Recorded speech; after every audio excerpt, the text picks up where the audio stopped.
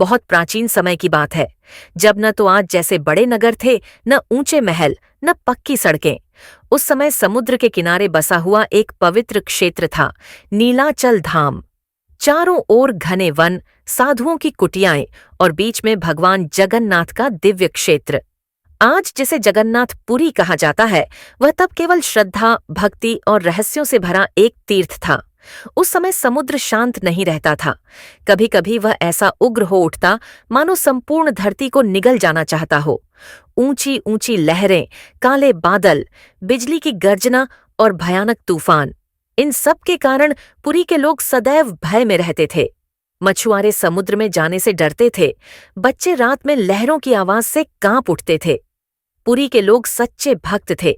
वे प्रतिदिन प्रभु जगन्नाथ की आराधना करते, दीप जलाते और प्रार्थना करते, हे प्रभु, हमारी रक्षा कीजिए। एक रात्रि समुद्र ने भयंकर रूप धारण कर लिया। लहरें मंदिर की दिशा में बढ़ने लगीं। ऐसा प्रतीत होने लगा कि स्वयं समुद्र देवता क्रोधित हैं।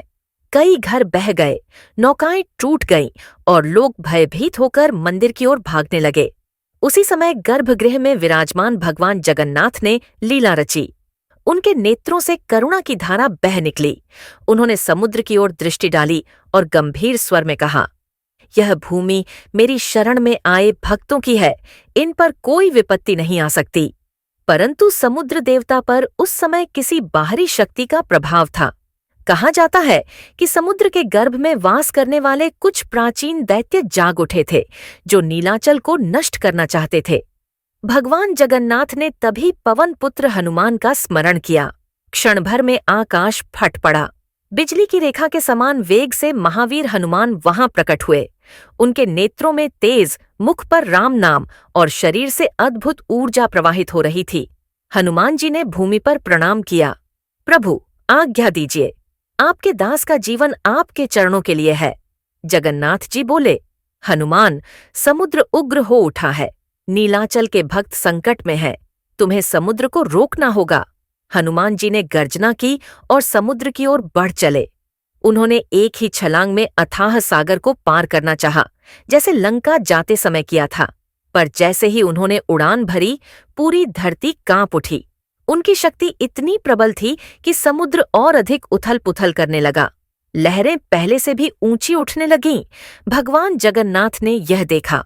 उन्होंने समझ लिया कि यदि हनुमान अपनी संपूर्ण शक्ति का प्रयोग करेंगे तो दैत्यों का नाश तो होगा, पर साथ ही पुरी की भूमि भी डगमगा सकती है।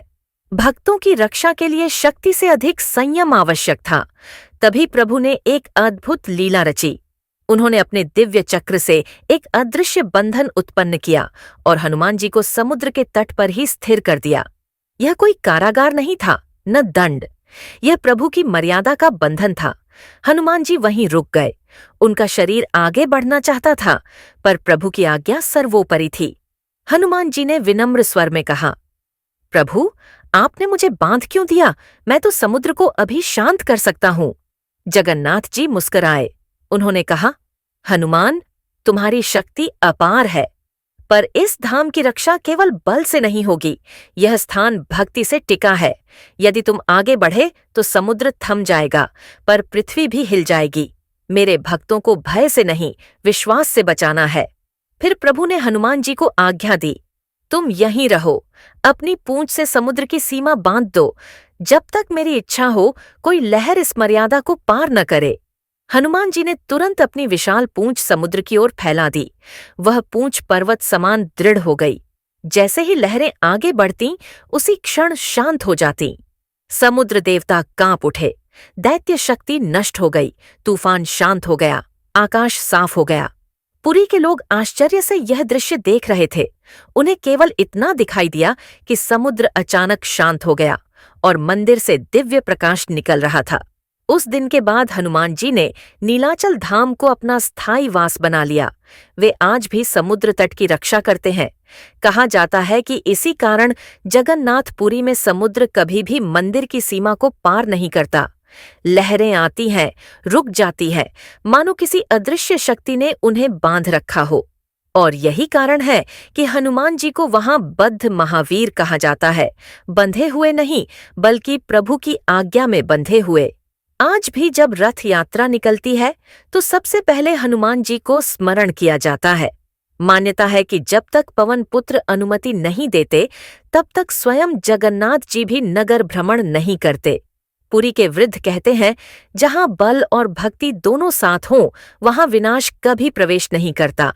समुद्र आज भी गर्जना करता है पर सीमा नहीं लांघता, क्योंकि एक ओर भगवान जगन्नाथ की करुणा है और दूसरी ओर हनुमान जी का अखंड पहरा।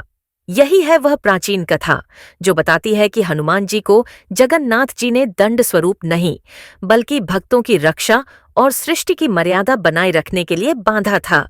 जहां राम भक्ति है वहां जगन्नाथ स्वयं विराजमान है, और जहां जगन्नाथ है वहां हनुमान जी सदा रक्षक बनकर खड़े हैं।